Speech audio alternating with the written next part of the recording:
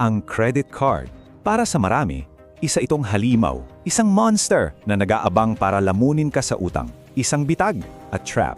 Pero, paano kung ang mismong bitag na kinatakutan mo ay isa palang nakatatagong kayamanan?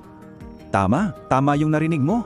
Paano kung yung piraso ng plastic na yan, na kinatakutan ng karamihan, ay yung mismong susi para ma-unlock ang value na katumbas ng libo-libong piso?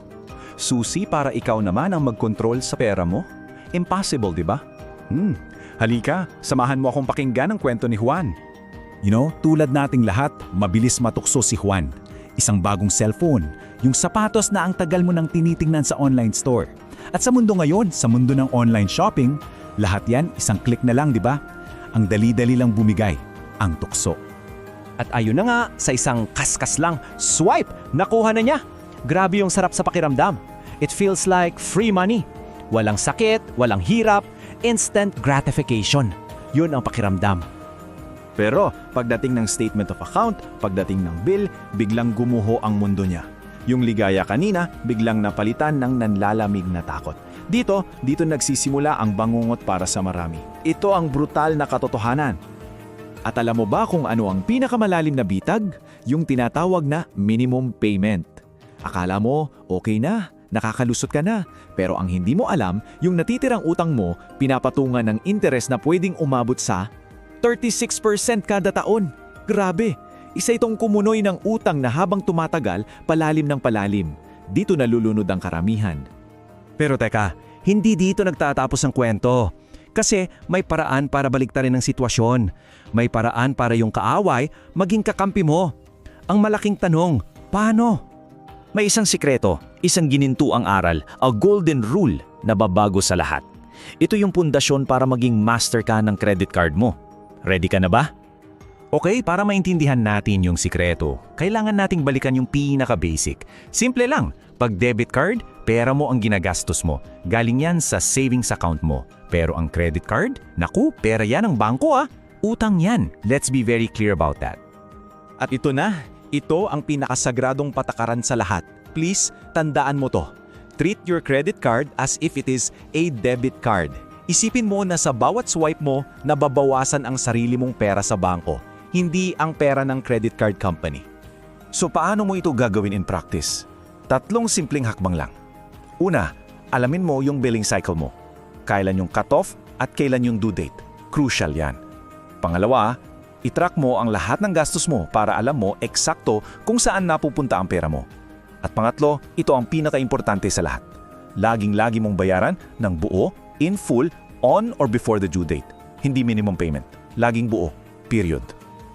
Okay, once na master mo na yung golden rule na yan, ready ka nang i-unlock ang mga sikretong level up.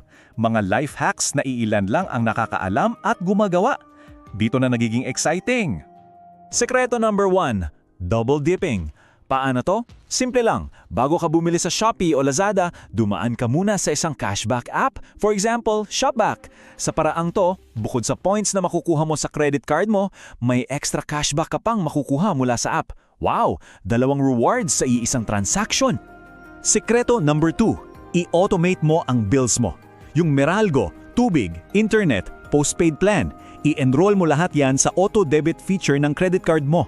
Hindi ka lang makakasigurong on-time lagi ang bayad mo, kundi humahakot ka pa ng points para sa mga gastusin na babayaran mo rin naman talaga, di ba? Sikreto number 3 ay tungkol sa timing. Kung may balak kang bilhin na malaking item, like a washing machine or ref, huwag kang magmadali. I-timing mo sa mga promo ng bangko o ng mismong store. Sa simpleng pag-aantay at pag-timing, malay mo, makakuha ka pa ng libreng TV. Totoong kwento yan, nangyayari yan.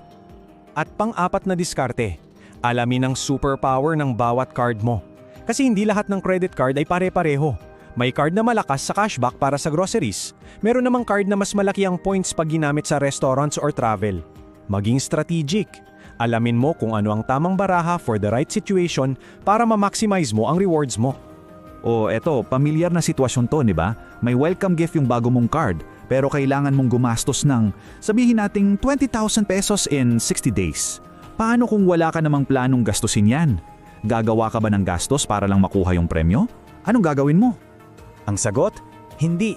Ang diskarte dyan ay gamitin mo yung mga future expenses mo.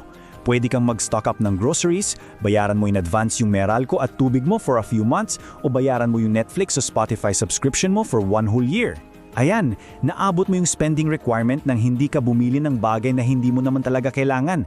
Smart!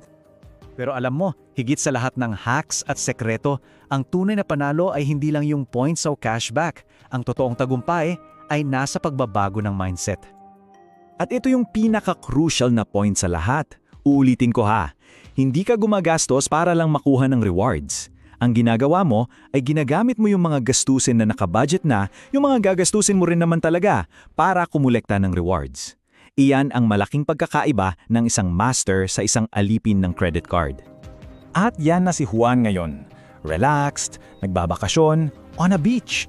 Hawak-hawak yung plane ticket na nakuha niya mula sa points.eg. Yung halimaw na kinatakutan niya dati, ngayon, isa na lang maliit at makapangyarihang tool sa wallet niya. Siya na ang may control. Kasi, sa huli, tandaan mo to, ang credit card ay isang tool lang, isang kasangkapan. Hindi ito isang trap. Kung paano mo ito gagamitin, nasa iyo ang desisyon. Ang kapangyarihan ay nasa iyong mga kamay. Paalala lang po na ang impormasyon sa ating usapan ngayon ay for educational purposes lamang po. Para sa mga malalaking desisyon sa pera, mas mabuting kumonsulta sa isang qualified professional, okay? Kaya ang tanong ko ngayon ay para sa iyo. Matapos mong malaman ang lahat ng ito, handa ka na bang hawakan ang kapangyarihan at maging master ng credit card mo? Thanks for tuning in to Silent Wealth. Please subscribe and hit the notification bell para hindi mo ma-miss out ang mga latest tips and strategies to grow your wealth.